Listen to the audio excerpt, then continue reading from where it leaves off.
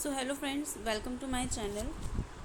तो आज हमने जैसे कि प्रीवियस वीडियो में बात की थी, मैंने आपसे अपना सी टेट का स्कोर कार्ड शेयर किया था और कहा था कि नेक्स्ट वीडियो में मैं आपको सी टेट की एक बेस्ट ट्रिक बताने वाली हूँ जो कि हिंदी और इंग्लिश दोनों सब्जेक्ट की पैडागोजी के लिए इम्पॉर्टेंट है। तो आज वो ट्रिक को अनलॉक करने का टाइम आ गया है।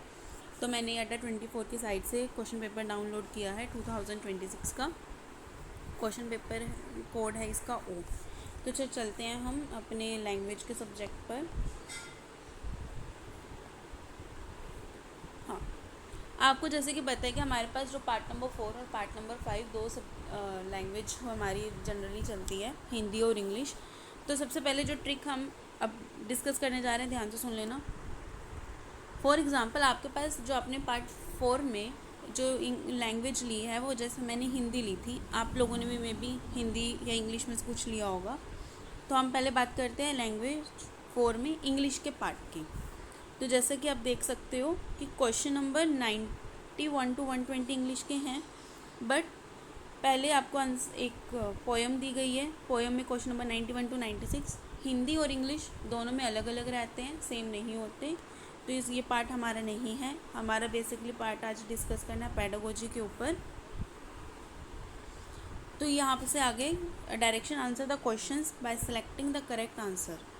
तो अब ये देखो ध्यान से, question number 97, language classroom often focus on group and pair work. This also helps in developing N important value associated with an inclusive classroom which is sympathy, competition, collaboration and right। अब आपको मान लो ये English language नहीं समझ आ रही, तो आपको same question Hindi में मिलेगा। कैसे मिलेगा? जैसे इंग्लिश का लैंग्वेज का पार्ट 4 था, हमारे पास पार्ट 4 था, पार्ट 4 की ही आपको हिंदी में जाना है। पार्ट 4 की हिंदी क्वेश्चन नंबर 97 था हमारा, क्वेश्चन नंबर 97 में जाइए। ये रहा, भाषा की कक्षा में प्रायः समूह और जोड़ों में कार्य करवाया जाता है। इससे समावेशी कक्षा से जुड़े महत्वपूर्ण मूल्यों का विकास करने में भी मदद मिलती है। ये कौन सा मूल्य है? सहानुभूति, प्रतियोगिता, सहयोग या ईर्ष्या। In short the trick is that कि हिंदी और English paper same, part same, paper number 4 part number 4 sorry.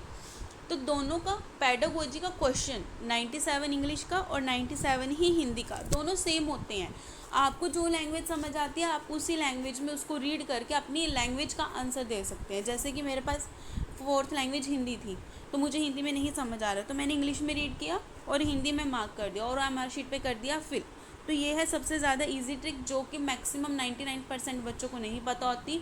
बच्चे उसी में कंफ्यूज हो जाते हैं और अपने क्वेश्चंस कर देते हैं गलत। जैसे कि मेरा सी टेट का पहली बार हुआ था, मुझे उस टाइम ये ट्रिक नहीं पता थी, बट जब मैंने सेकेंड टाइम जुलाई 2024 में एग्ज़ाम दिया तो उस टाइम मुझे ट्रिक पता चली। Then I have got, I think कल 21 या 22 मार्क्स थे ना मेरे।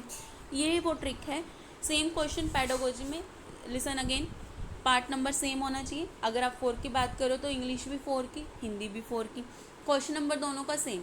Just only for pedagogy, unseen passage या पोएम के लिए वो पार्ट नहीं है। देखो यहाँ पे पोएम अलग है, ठीक है।